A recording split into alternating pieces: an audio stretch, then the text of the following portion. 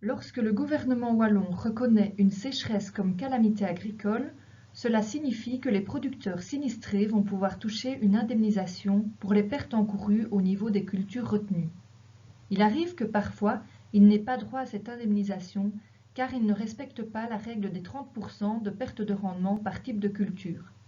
Cette présentation a pour but d'expliquer ce mécanisme. Prenons un exemple pour illustrer. Monsieur Dupont est agriculteur dans la région de Neufchâteau. Il cultive des parcelles sur 3 communes, Bertry, Neufchâteau et Herbemont. Au printemps dernier, il a subi des dégâts dus à la sécheresse sur l'ensemble de son exploitation.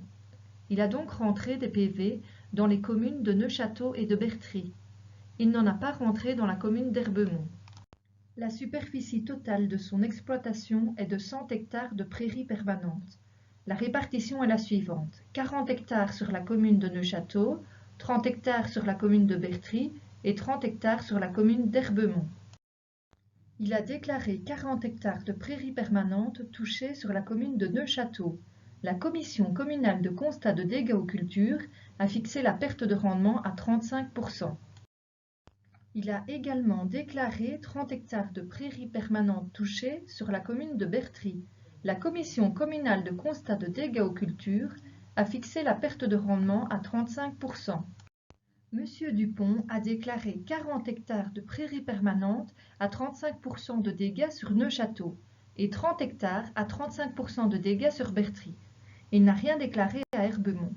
Pour calculer les pertes sur l'ensemble des prairies permanentes, je multiplie la surface de prairies déclarée à Neufchâteau par le pourcentage de pertes déterminé par la commission, soit 40 fois 35%, ce qui fait 14 hectares. De même pour la commune de Bertry, 30 hectares fois 35% de pertes, ce qui fait 10 hectares 50. J'obtiens donc au total 24,5 hectares de prairies permanentes impactées totalement, autrement dit 24,5%, sur l'ensemble de ces prairies. Il est donc en dessous du seuil des 30% minimum pour être indemnisé. Autrement dit, pour que M. Dupont bénéficie d'une indemnité sur ces prairies permanentes, il faudrait qu'il ait déclaré 30 hectares de prairies totalement détruites. M. Dupont ne va donc pas recevoir d'indemnisation de la part de l'administration. Prenons un deuxième exemple. M. Henri, son voisin, est également agriculteur dans la région de Neufchâteau. Il cultive des parcelles sur 2 communes, Bertry et Neufchâteau. Au printemps dernier, il a également subi des dégâts dus à la sécheresse sur l'ensemble de son exploitation. Il a donc rentré un PV dans la commune de Neufchâteau. Il n'en a pas rentré dans la commune de Bertry. La superficie totale de son exploitation est de 100 hectares de prairies permanentes. La répartition est la suivante: 98 hectares sur la commune de Neufchâteau et 2 hectares sur la commune de Bertry. Il a déclaré 98 hectares de prairies permanentes touchées sur la commune de Neufchâteau.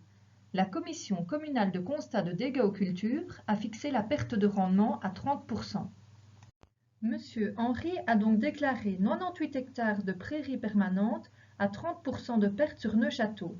Il n'a rien déclaré à Bertry.